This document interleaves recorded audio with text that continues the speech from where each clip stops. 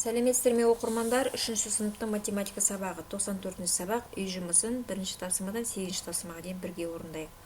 Сабақтың тақырыбы есептеу қорытындылау. Сен есептеуде үйренген тәсілдерді қолданатын боласың.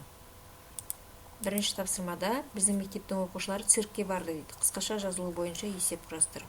Бұл жерде мынадай етіп есеп құрастырамыз. Циркке 24 қыз бала және одан 2 есе артық ұл бала барды. Циркке барлығы қанша бала барды? Ұлдарды табу үшін 24 пен 2-нің көбейтіндісі 48-ге тең, 24 пен 48-нің қосындысы 72-ге тең. Барлығы циркке 72 адам барды деп жауап береміз. Келесі ә бөлігінде кинотеатрда балалар мәшинелер туралы мультфильм көрді. Қысқаша жазылу бойынша есеп құрастыр дейді. Бұл жерде барлығы 125 машина туралы мультфильм бар. Оның 21-і жүк машинасы туралы. Ал автобус туралы мультфильм 2 есе артық. Қалғаны жеңіл машина туралы мультфильм болды. Бұл жерде бірінші автобус тауып аламыз. 21 мен 2-нің көбейтіндісі 42-ге тең. 21 мен 42-нің қосындысы 63-ге тең. Жүк машинасы мен автобусты қосамыз. 125-тен 63 азайтатын болсақ 62-ге тең. Жеңіл машина шығады.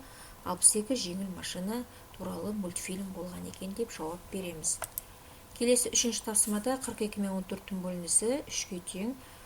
Оны тексереміз. 3 мен 14-тің көбейтіндісі 42-ге тең. 90 мен 45-тің бөлінісі 2-ге тең. 2 мен 45-тің көбейтіндісі 90-ға тең. 80 мен 16-тың бөлінісі 5-ге тең. 5 мен 16-тың көбейтіндісі 80-ге тең деп шығарып тексеріп отырамыз. 82 мен 41-тің бөлінісі 2-ге тең. 2 мен 41-тің көбейтіндісі 82-ге тең. 57 мен 19-тың бөлінісі 3-ге тең. Бұл жерде астарын сылып тұр, себебі көбейту көстесін еске түсіреміз. Қандай саннан аяқталады? 3 пен 19-ның көбейтіндісі 57-ге тең. 72 мен 18-ның бөлінісі 4-ге тең. 4 пен 18-ның көбейтіндісі 72-ге тең.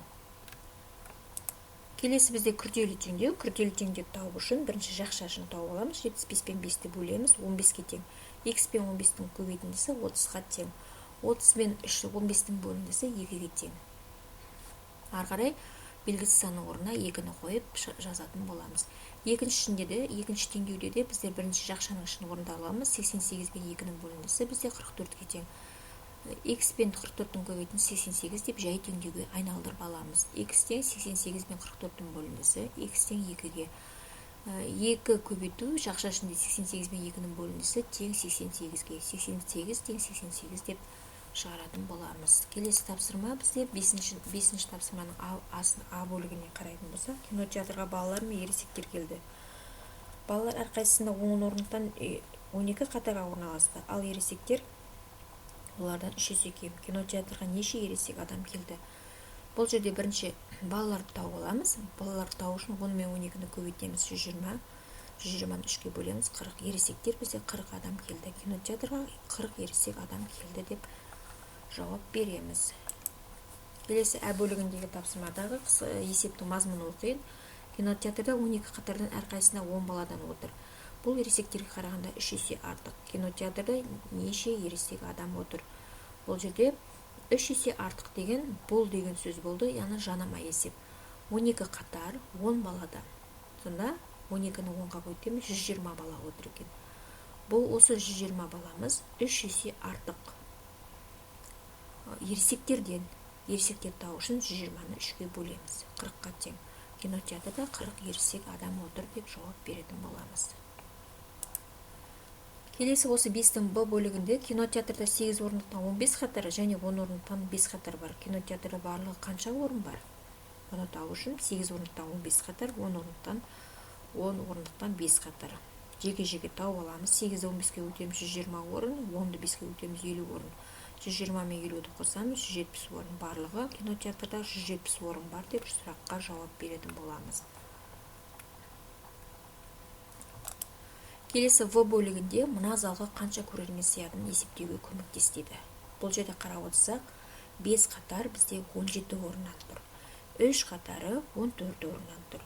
Ал соңғы қатар бізде бір қатарында 12 орын бар екен. Міне сияды белгісіз қанша көрермен. Жеке-жеке тауып аламыз. 17-нен 5-ке көйтеміз 85, 3 пен 14-ті көбейтіп аламыз, 1 мен 12, ең соңында 139 орын шықты. 139 орындық залға 139 көрермен сияды деп жауап беретін боламыз. Келесі 6-шы тапсырмада қосылғының мәні деп бізге кесте берген. Кестеге қарап отырып біздер өрнектер құрастыру керекпіз. Өрнектер құрастыру үшін 520-ға қосамыз 22 мен 2-нің бөліндісі. 22 мен 2-нің бөліндісі 11-ге тең, 520-ға 11-ді қосқанда 531-ге тең. Келесі 45 пен 3-дің бөліндісіне қосамыз 300-ді 435-ге тең деп мәнін шығарамыз. Міне осылай қалған өрнектерді шығаратын боламыз. Келесі 7-ші тапсырмада бағандап есептеулерді түсіндіруімізге болады. 790 мен 49-ның айырмасы 741-ге тең. Оны біздер келесі 790 мен 449-ның айырмасы 291-ге тең. 564 пен 29-ның қосындысы 593-ге тең. 564 пен 299-ның қосындысы 863-ге тең деп баған түрінде жазып оларды есептейміз. Баған түрінде жазғанда, егер ондығынан асып кетсе, бір ондықты келесі ондыққа қосатын боламыз. Жүздігінен асса, жүздікке қосамыз. Міне осылай тапсырмаларды орындап шығамыз.